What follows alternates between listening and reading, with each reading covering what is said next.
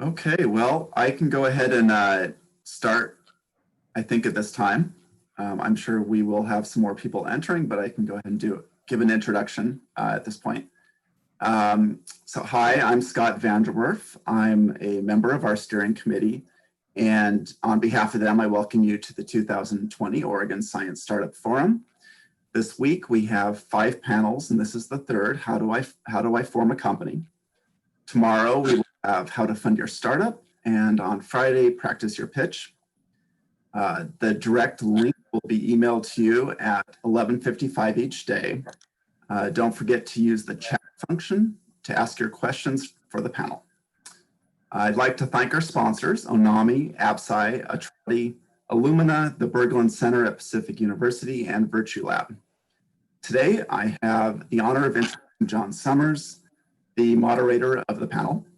John is an attorney at White, Summers, Cathy & James, where he represents technology and emerging growth companies, and with respect to formation, financing, governance, and transactional matters.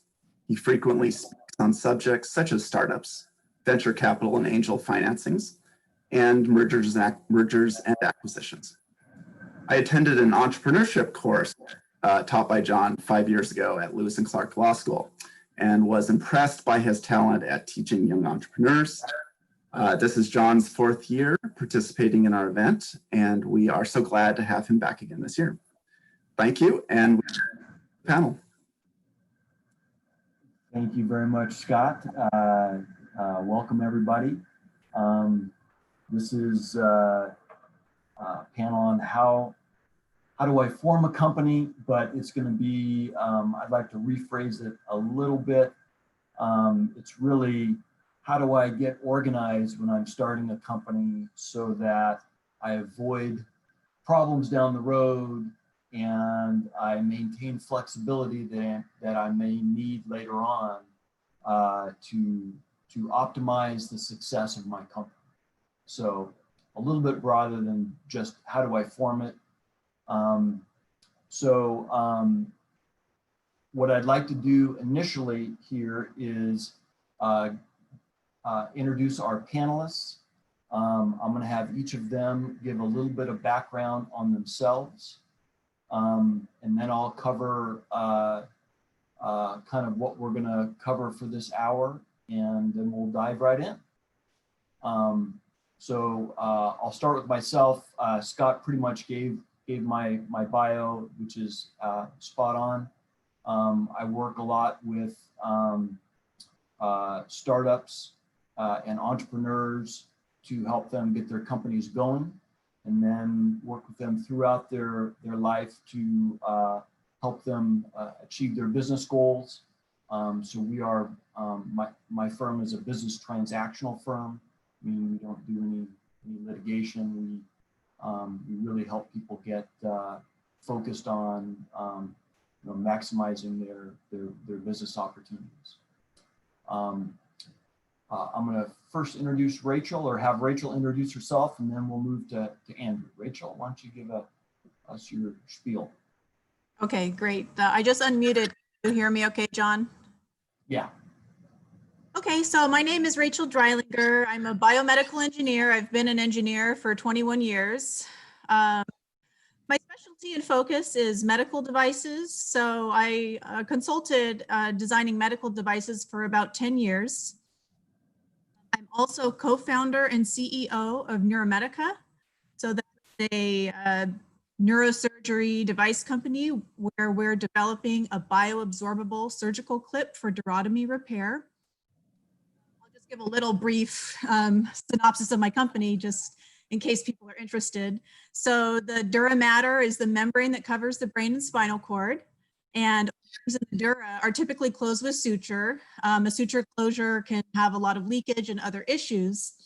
The device is a bioabsorbable clip that closes over the dura and then dissolves in the body over time. So I've been on this company since 2014. We are an OHSU startup, which means the technology was developed originally at OHSU, and then our company licensed the technology back, and then we just went on to raise money. We've raised $2.5 million. work to get to launch. We do hope to launch sometime next year.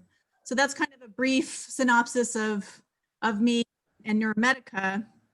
And then I think that I can speak more as the panel goes on. John. We also have Andrew Watson from OHSU. Andrew, you want to give us your background and go ahead. Sure. Thank you, John. Thank you to the organizers as well for inviting Rachel and I to be part of this panel. Happy to participate today. So I'm Andrew Watson. I'm head of technology transfer at OHSU.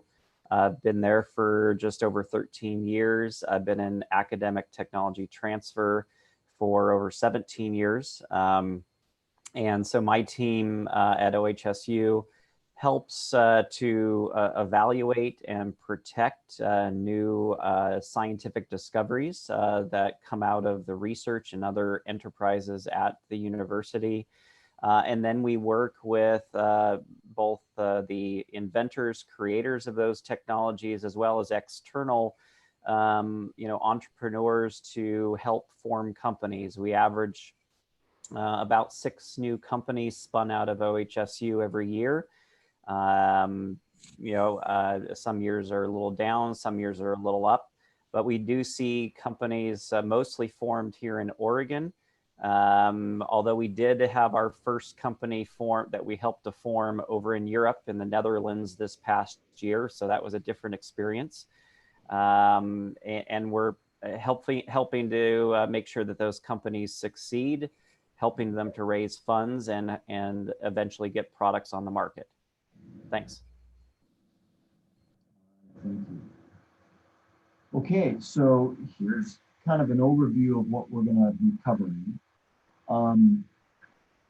Again, this is really a panel on how do I get my company organized and set up in a way that avoids headaches down the road, keeps me flexible so that I can evaluate new opportunities as they arise, and I'm not painted into a box. So when I think of new companies, there's really 4 prongs that we think of. One is the entity or the company itself, what type of company it is, when it should be formed, kind of more nuts and bolts. 2 is the people involved. Anytime I've got more than one person, we have to make some kind of arrangement over to address the fact that there's more than just one person. 3rd is the assets of the company, and in this context, it's probably the intellectual property. We want to make sure that it's properly, that we identified it and we properly protected it and made sure that it's owned by the company. And then lastly, we want to think about financing. I know that financing is covered on another panel, so we may touch on that a little bit today, but really those 4 areas are the areas that I cover when I talk with new companies about how they want to get organized. So one quick note about questions that any of you may have. We would greatly prefer that you ask them via the chat as they come up. If I think they're going to be covered later on in our materials, then I'll defer it. Otherwise, we'll try to address it as it arises. So don't hesitate to pepper us with questions. Okay, so let's start off by talking about the entity. And by entity, that's more of a legal term for the company. There are different kinds of entities. One's a corporation, one's a limited liability company. It could be a nonprofit. Those are all different kinds of entities. And so kind of a decision out of the gate needs to be made. First I'll ask you, Rachel, when you were organizing Neuromedica, how did you, I believe you guys are a corporation, correct? And do you remember how you went through that process of figuring out, should you be something other than that? Yeah, we did something a little strange. So when we started out, I set it up as an LLC. And part of the reason that I did that is because I've set up multiple LLCs before. I've had other businesses, and my husband and I have other LLCs. So for me, it was just really easy to do that to start. And you know, in hindsight, it probably would have been better to just set it up as a C Corp from the beginning. But at the time, it made sense for us. You know, we were just a very early brand new startup and, you know, didn't know exactly where we were headed. I think it kind of depends on how you want to raise money too. If you want VC investment, venture capital investment down the road, you probably want to set up as a C Corp.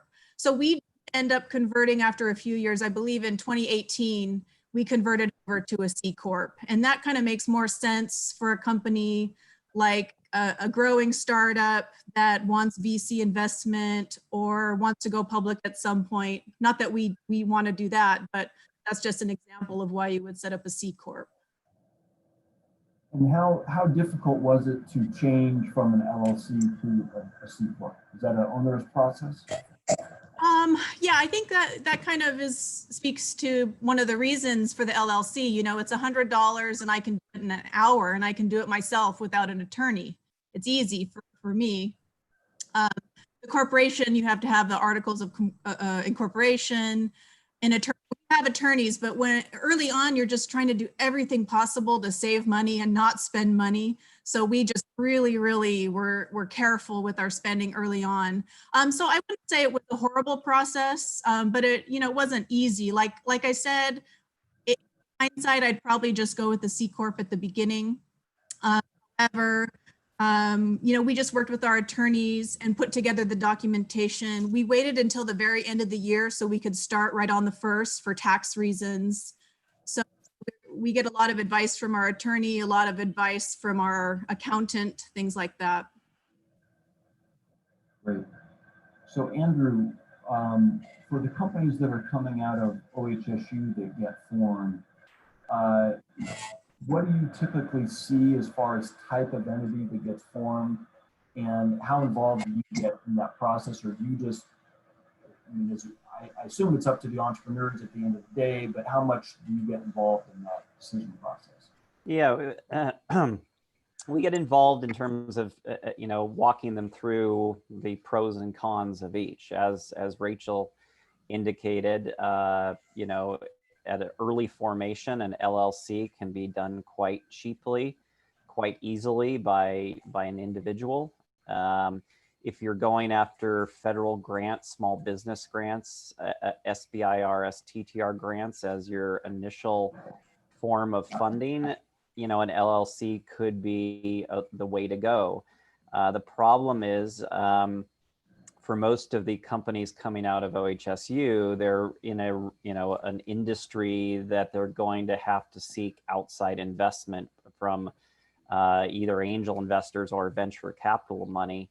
And in that regard, they're going to need to be a C Corp. And we've had, you know, we've heard of stories of our startup companies starting out as an LLC, converting to a C Corp and spending thousands of dollars to do that conversion.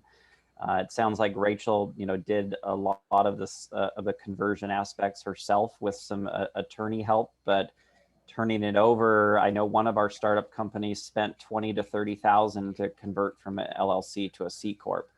That may be on the extreme side, but that's one story we've heard.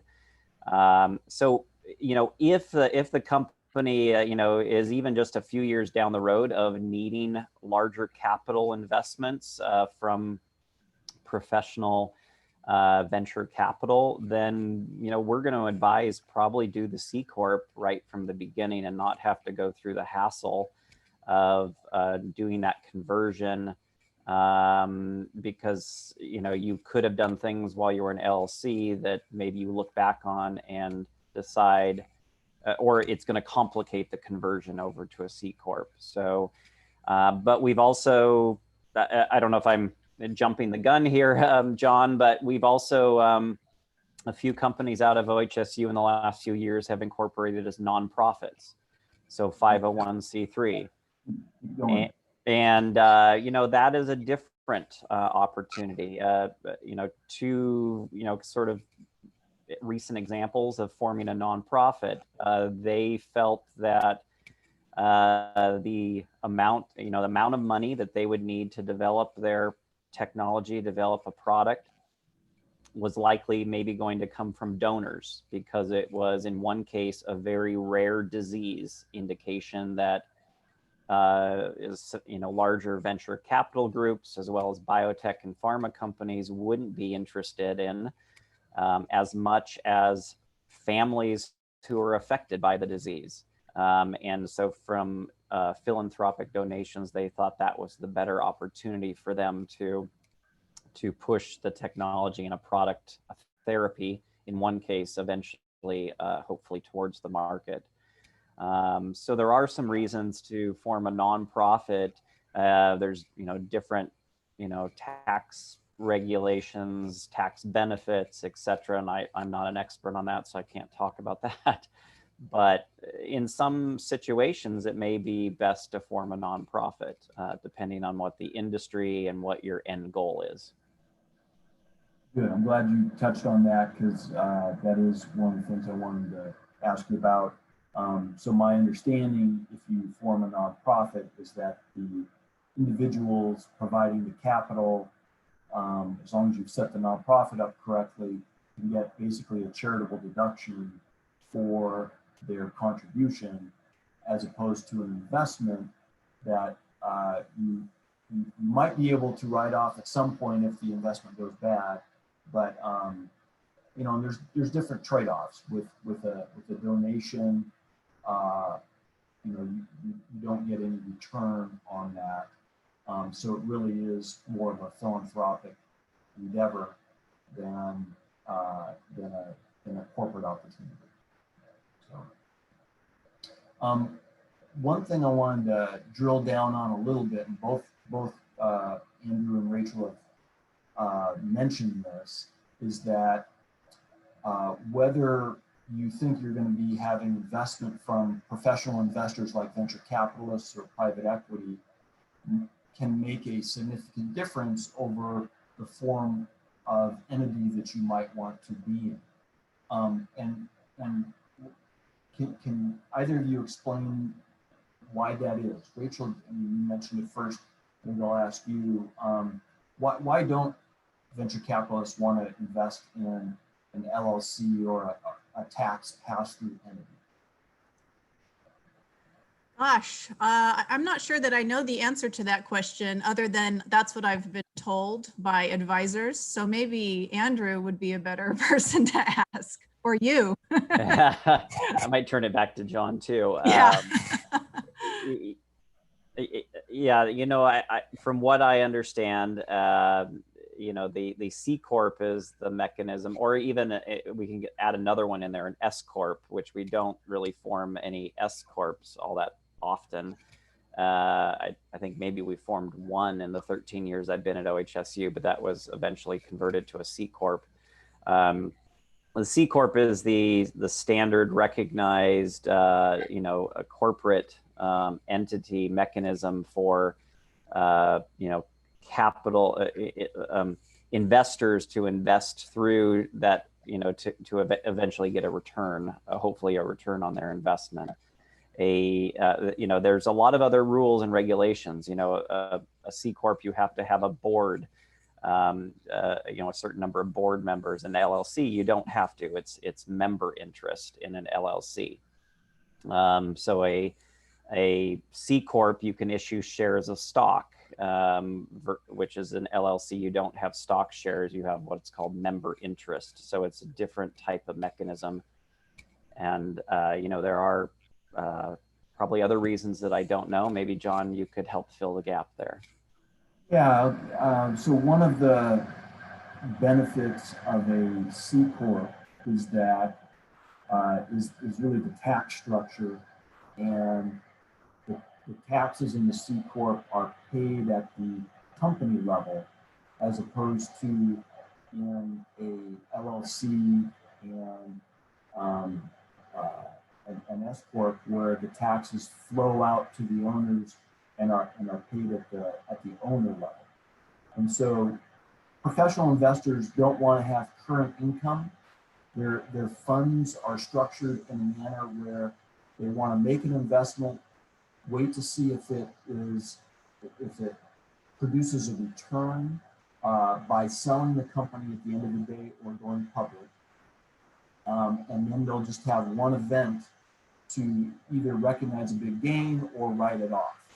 And that structure works well for them. And so what they don't want to have is at the end of every year a taxable income that's attributable to that investment that they've made, because then it has to flow through their entity and it causes them issues. It also causes the company who received the investment some cash flow issues, because generally you've got to make distributions to cover tax obligations. And so there's to me it's largely a tax issue that drives why professional investors want to see C corps.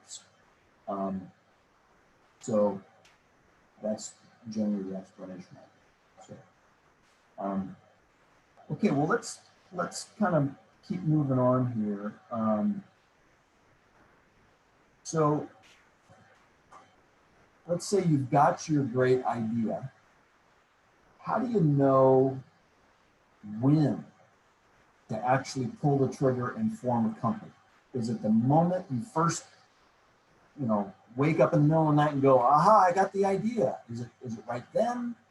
Or do things have to, when do you know that it's time to form a company? Rachel, what's your experience there?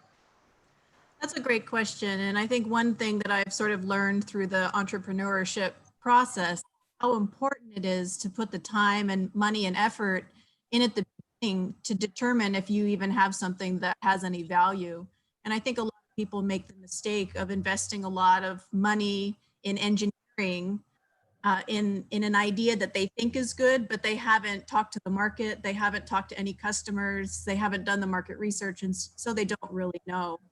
So I think one thing that was really great for our idea, I'm not going to say our company because we didn't start as a company, we started as an idea out of OHSU. My business partner is a neurosurgeon. His name is Dr. Neil Roundy, and he was a resident there, and he did lots of surgeries, and he had this great idea, and he went to a group at OHSU called Oak Tree, OCTRI. They do transitional work. And they had a great program called the BIP program, Bioscience Innovation Program, I believe is what it stands for. And he was able to get a grant for that early stage development work. And a big part of that early stage development work is the market research part. So when I talk to people, I really encourage them to take the time at the beginning to do the due diligence on your idea and look at the market, think about who your customers are, interview customers, go talk to people. And this is all legwork and things that regular investors can do. You don't have to pay some market research company $100,000 or $50,000 to do it. You can do it. So do that early work. You can do patent searches yourself if you want to investigate the IP. So I really believe there's a lot you can do at the beginning before you spend a ton of money. Did I answer the question, John, or was there? Yeah, no, that's Okay. very helpful. Andrew, I don't know if you had any further thoughts on that? Yeah, no, I think Rachel's input is spot on. There's a lot that can be done before you jump, into the deep end and forming a company. On that market research side, that's a side that I see so many times that people don't do, and yet they want to form a company. At least out of the university, there's this belief that I need to form a company to go after grant funding. before they've done any of the market analysis, market research, intellectual property analysis. These are all things that my office and others at the university can help with. But they feel they need a company, and then they want to apply for small business grants, and that's not what I would advise as the first step and reason to form a company. I think we'll get it late, a little bit later here. We'll get into some other aspects of forming a company, but there's a lot more that goes into it of really thinking about who you're going to bring on board as when you're forming the company. Is it just you, or are you bringing on co-founders? And well, I know we'll talk about that in a little bit, but there's a lot more that goes into the interworkings and development behind a company than just filing the incorporation paperwork. An LLC, as Rachel said, is very fairly easy, quick, not that expensive to do, and you could do that overnight. But that's really not what we try to advise, and I don't think that's what Rachel or I would advise based on our experiences. Well, that's a good segue. So let's talk about some of the people issues, and Andy, you mentioned co-founders. Do you need a co-founder to form a company? Can you be a lone wolf? What kinds of considerations should someone go through to kind of make that kind of decision?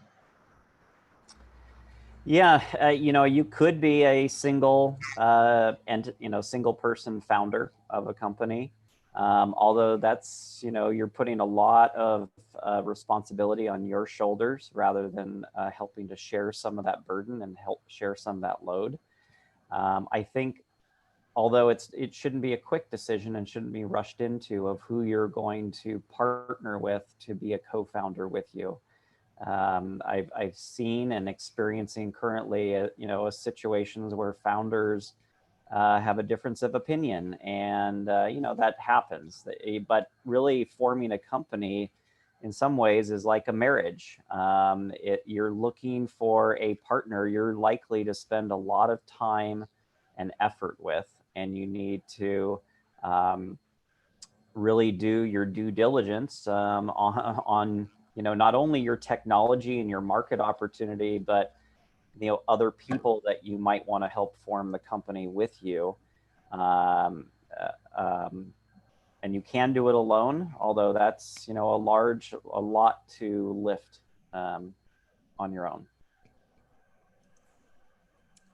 I can add to that. I don't think that you necessarily need a co-founder.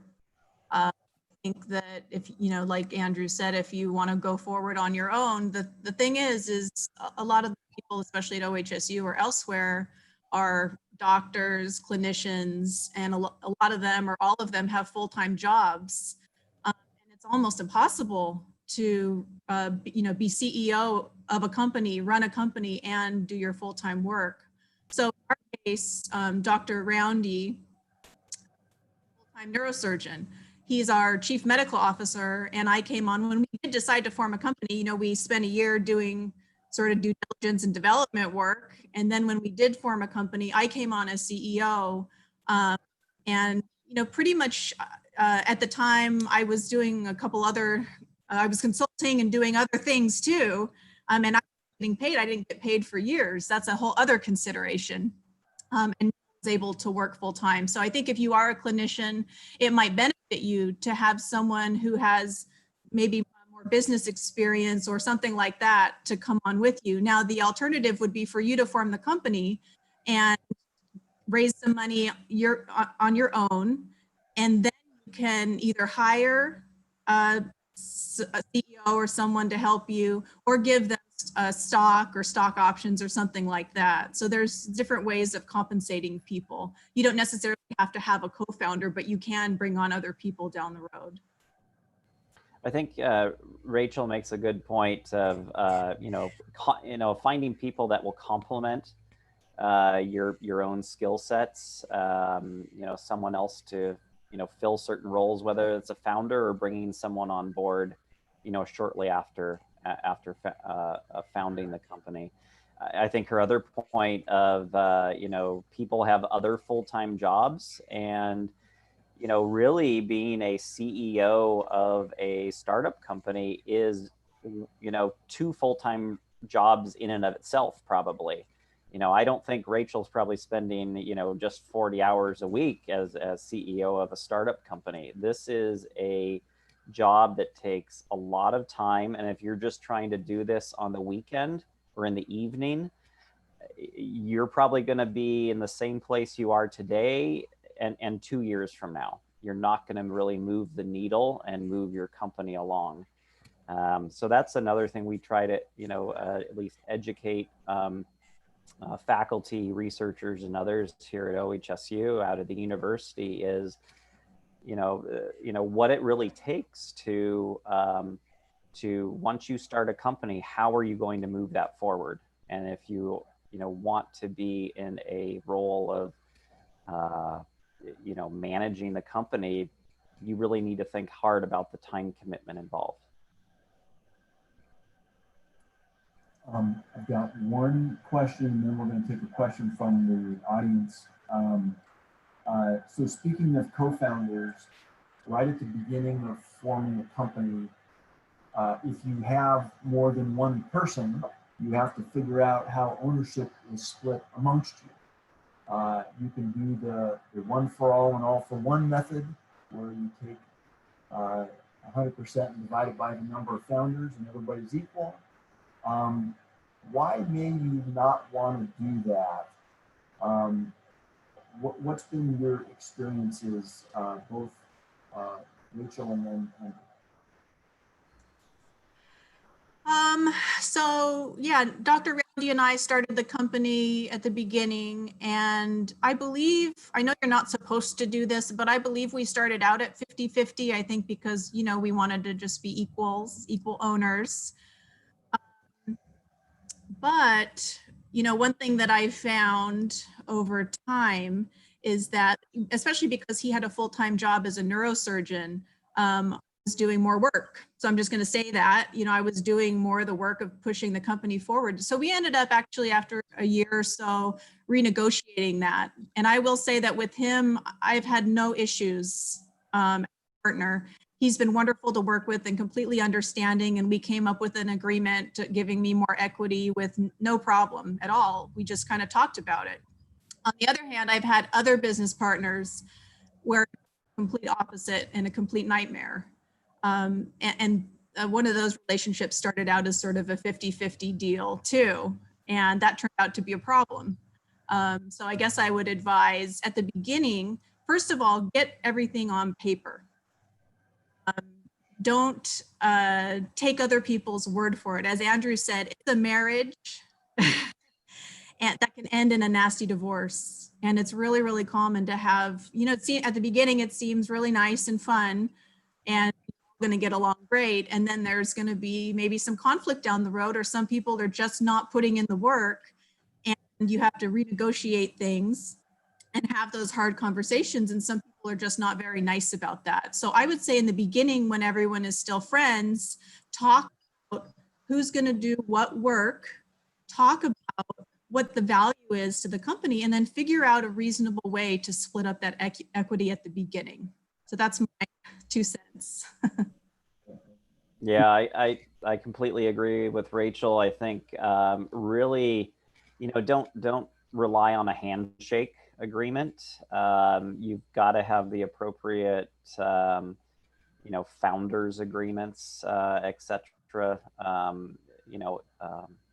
Executed between the founders, but really having those conversations early. The earlier you can have them, the better, and really sort out, okay, we're going to form this company now, who's going to do what, and figuring out if someone's spending 80% of their time working on the company, well, they probably should have a larger equity share versus someone who's not spending as much. Or it's not just time, but maybe you're putting your own personal money behind the company to start it with, or your family's money, or whoever. That can also dictate a larger initial ownership of the company if you're putting in more of your resources. So think of resources as time, money, and other things that the company's going to need to move forward, and who's putting in what, or who's going to put in what down the road. I've seen it work, and I've seen founders get along just fine. I've seen people that want to do a startup company, and they just have a trouble with trust. And we've worked with many of our startup companies over the years, and we've introduced them to potential co-founders, entrepreneurs who are bringing experience and maybe even financial resources with them to bear for the company. And there's just a feeling by our scientific co-founder that they're just not the right fit, or I'm not going to be able to get along with them. And that's, I'd rather have that decision made early on than a year or two down the road and when things get ugly. Because then you involve people like John to help sort out the legal disputes. And that isn't fun for anyone, and it costs money, if you're having to obtain your own legal counsel, and it's just, and the company suffers overall. So I think really putting just like Rachel and I said, on the market analysis, market research, customer research early on, I think thinking about who you're going to go into business with is a very important decision as well. So again, not something to just do overnight. Okay. Let's take a question from the audience here, and it is: what are the field areas with higher demand for an entrepreneurship in Portland, according to their experience? I guess it's according to our experience.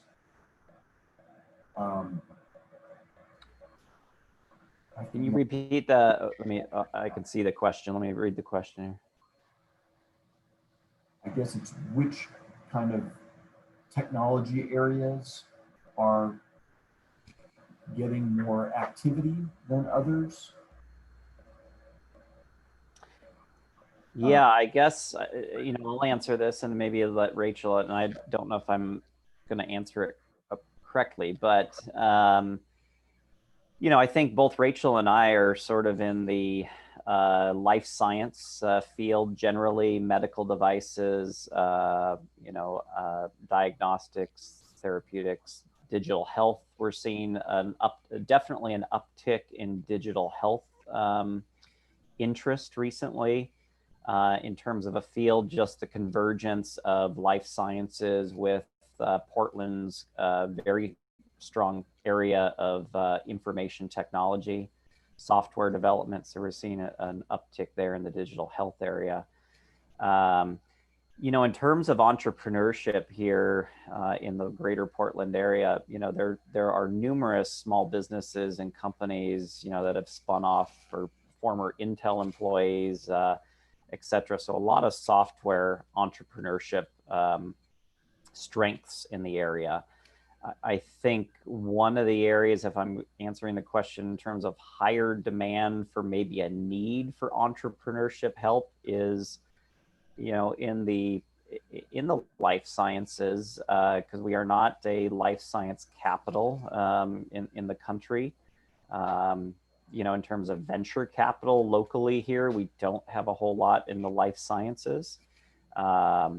And so we just, we don't have a whole lot of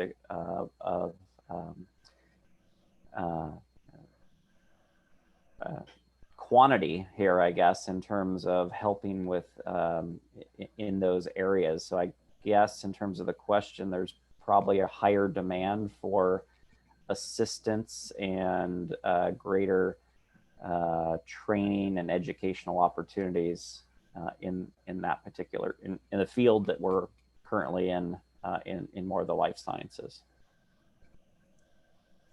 I don't really have anything to add to that. My specific field is med tech, or medical device design and development.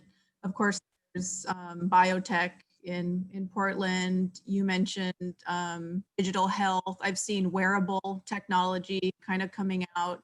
I think that, my field of med tech, there is a demand for it because I hear from so many doctors and clinicians that they have ideas. So in that regard, I think there is demand for more device engineers or development activity. That's the best I can do to answer that. Okay. Good. Well, let's keep rolling along here. Let's talk a little bit about tech transfer.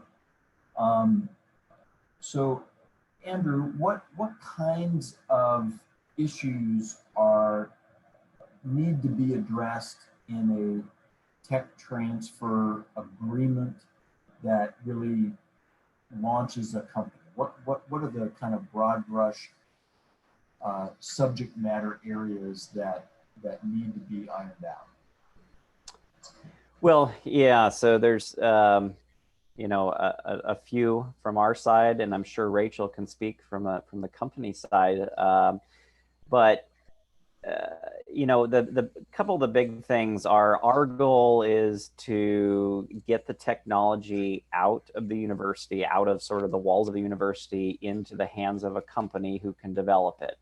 And so when we're discussing with potential founders of a company, or maybe the company has been formed, and we're discussing a license arrangement, we're looking at the strengths and capabilities of this company of moving the technology forward. What is the likelihood that they're going to be able to get follow-on funding, whether that's grant funding, angel investment, venture capital investment, to move this forward? Because our ultimate goal at the university is to see the technology get pushed as far down the development pathway as possible, and hopefully into a product that will hit the market in some way, shape, or form. Not all scientific discoveries end up in a product. Things fail along the way, and we understand that, but we want to see a good plan that the company has in place for taking those next steps over the next X number of years. So that's one of the big things we look for, is a strong business plan or a strong commercialization plan. One of the biggest issues we have with startup companies, or one of the areas of concern, is they're a small company, they're cash strapped, and there are expenses that come about. The company has expenses on their side, but a lot of the industries we deal with require patent protection, and patents on a technology don't come cheap. If you're looking at just the US, okay, that's maybe tens of thousands of dollars. If you're looking for patent protection, the US and outside the United States, such as in Europe or Asia or other countries, you're looking at hundreds of thousands of dollars down the road. And this is also where you're going back full circle to how do you incorporate your company, because if you're going to need patent protection down the road in countries around the world, you're going to need venture capital and money. So you probably want to start off at a C Corp. So coming full circle to the initial questions here. So really planning that. And that's one of the areas we have some very serious discussions with a startup company, because sometimes they do, but often they don't understand the costs that are going to start piling up in just the next couple of years, very likely. And from the university standpoint, my office's budget does not have unlimited funds to support patent expenses. And if we license a technology out, we expect the startup company to pick up those expenses. So that's an expectation we have, and it's not different at other universities either. So we have fairly standard practice around expenses around patenting, and those being taken care of by the startup company. So that's one of the areas that we have some serious conversations about. And that's also, for people thinking of forming a company, they need to think about those costs as well of protecting their technology. We get into financial, a lot of the strongest points of negotiation are around finances, around the financial royalties that come back to the university, milestone payments, etc. We try, and about 2-3 years ago, we did develop a very simple standard startup option agreement that allows a newly formed company to take an option to technology out of OHSU for a short period of time, 6 months or so, and it allows them to go out and test the market, go talk to customers, do their market research, while protecting from someone else coming in and scooping that technology away from them. And then if they want to move forward, then we negotiate what the financial terms might be. So that's the biggest parts of some of this. And as a public corporation in the state of Oregon, we do have certain clauses in our agreements that we just can't waiver from, because they're dictated by state law and other things. And so that is one of the struggles sometimes with startup companies, and even the attorneys that are sometimes negotiating these on behalf of the startup companies. They may not understand some of those unique aspects of doing a university startup license. Yeah, thank you. Rachel, is there anything else that was covered in your technology transfer agreement that Yeah, I can follow on. I think I come at it from the other side. And I will say, when we first formed our company in 2014, we worked really closely with Andrew's office to negotiate the license. It took about 9 months to negotiate it. And I was told that was very fast. To me, it took forever, but I was told that was quick and we did a good job. One thing for me is I had never done anything like that before. So I just got a lot of help. And that's what I would recommend to other people is you really need mentors, and you really need advisors, business advisors, and people in your field that know the technology and understand how to negotiate these license agreements and other things like that. So I talked to a lot of people. I was, I'm an engineer. I've worked in companies and things like that. I've had other companies, but this was kind of scary for me. So the first thing you receive is a term sheet, which is basically just general terms like Andrew mentioned, royalty, there's like a license, an annual license fee. There's various things that you can negotiate back and forth. So we just negotiated those back and forth for a while. And once we felt comfortable about those terms, then you get the big, long, whatever, 40-page agreement and read through every line, and you have your advisors look at it, and you have your attorneys look at it and make sure you understand everything. So I felt was a really great learning experience for me. And I did get a lot of help. That's another, I remember I probably talked to 10 different business people that I knew, and I put all their advice together in a spreadsheet because I just really wanted to get it right. So hopefully that helps any of you out there. follow-up question, and then we're going to take another question from the group. With respect to tech transfer agreements, under what circumstances will OHSU or other universities, for that matter, want to have ownership in the company, in addition to a royalty or in lieu of a royalty? Yeah. So it varies, and I will say my position on this has changed over the years. Really, there are some universities that will require any startup company coming out of their university for the university to have an equity stake, no matter what. OHSU, we don't have that practice.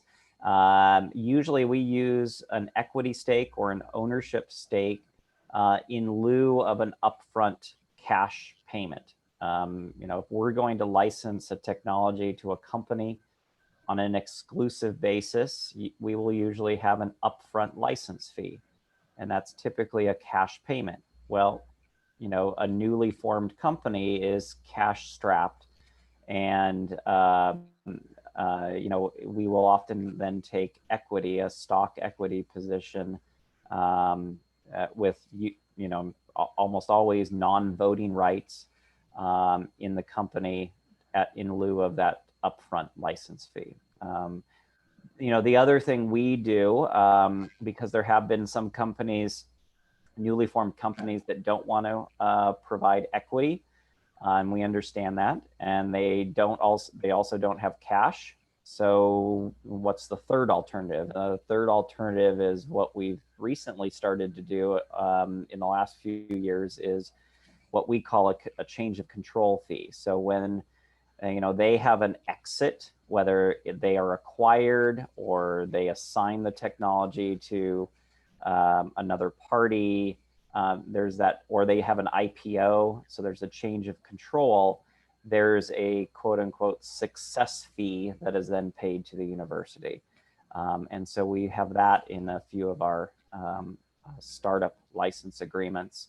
And we also have agreements that have a mixture of all of that, maybe a small piece of equity ownership, a smaller change of control fee as well, and maybe even a small cash upfront payment. So, we're not stuck in one direction or one pathway. We're pretty flexible on that, where I know some of my counterpart universities are pretty firm that they have to have, ownership in every startup company that's formed out of their university.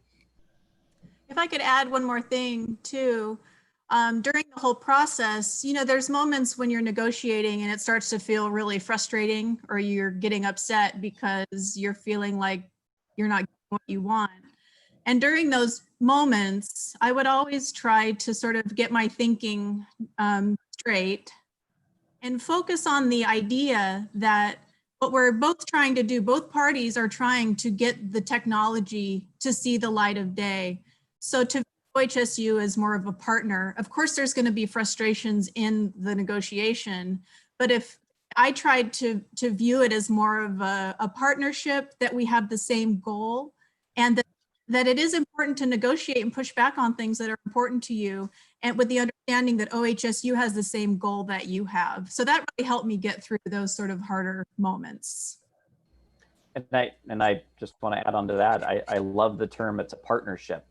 I couldn't agree more. And this is something we've tried to change over the last 5-7 years or so, is we've tried to do these license agreements with a newly formed company, but not just wave our hands goodbye, but really try to stay connected with them, try to help them through some of the hurdles they're going to experience, whether it's funding struggles or other hurdles. For example, right now with everything going on with COVID-19, we have a few startup companies who are struggling financially.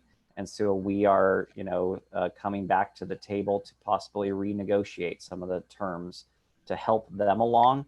But, as Rachel said, we have the same goal in mind. We want to see the technology, hopefully a product developed, and we can't do that if we just, have a hard line in the sand.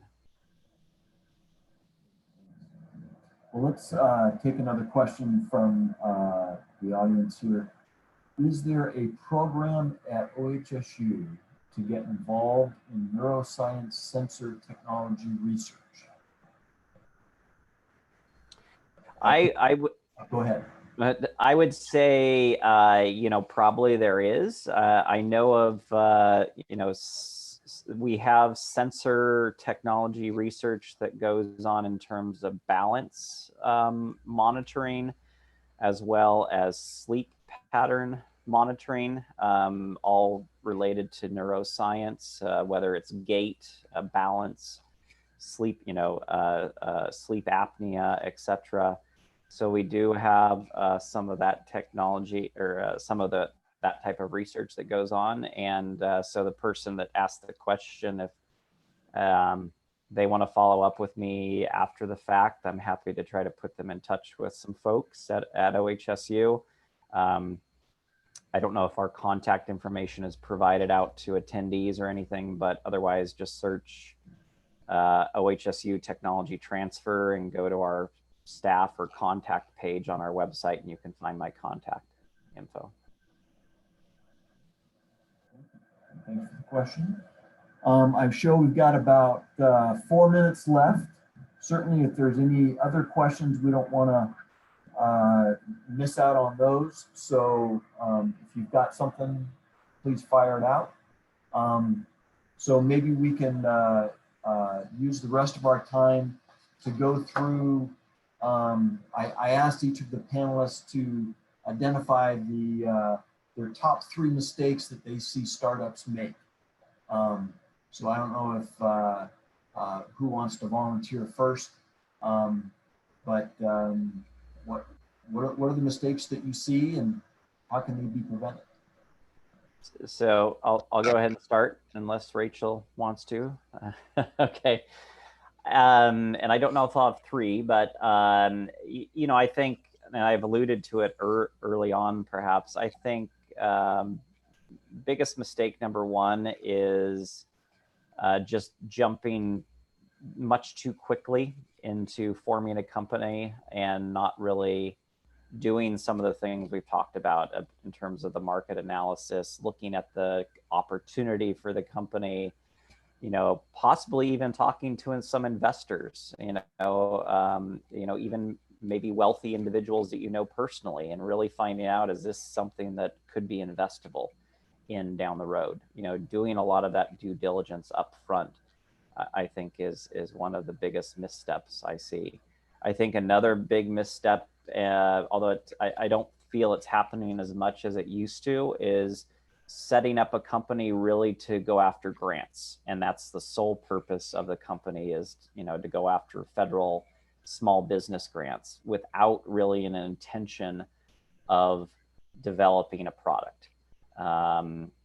You know, those used to be called SBIR mills. Really, it was I know the federal government has sort of cracked down on those, as well as my university counterparts, because we just don't want to see a company being formed just to go after grant funding, which doesn't, you know, often lead to a product being developed. So that's something I would,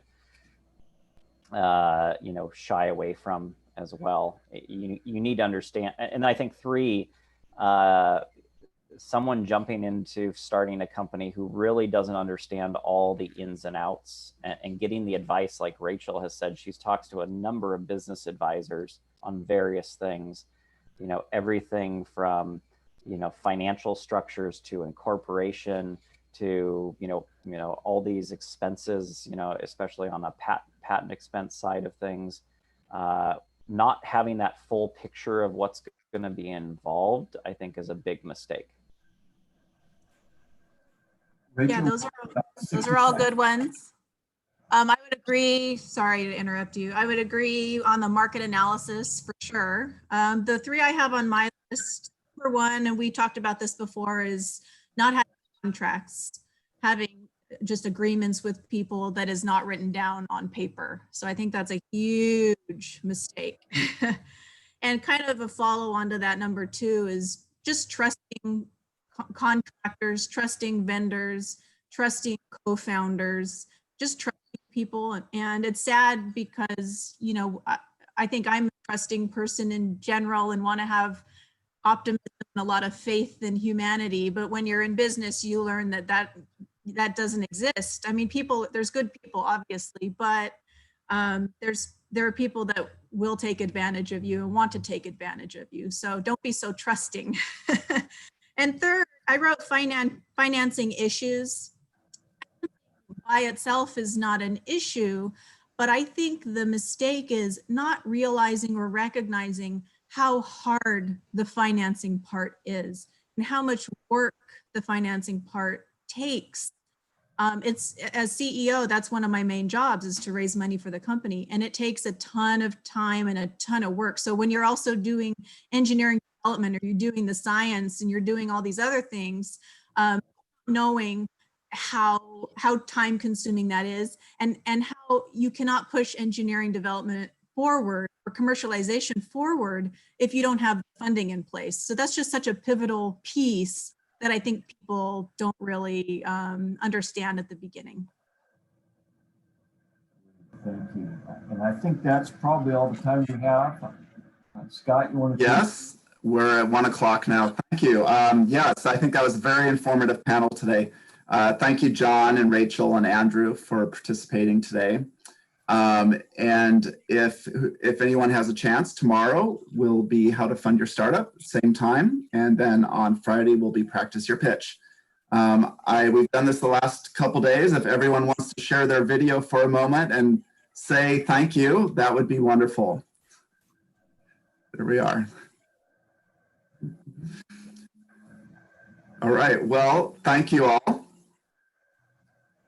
Thank you. Thanks for having me. Thank you. Yep. Thank you. Thank you.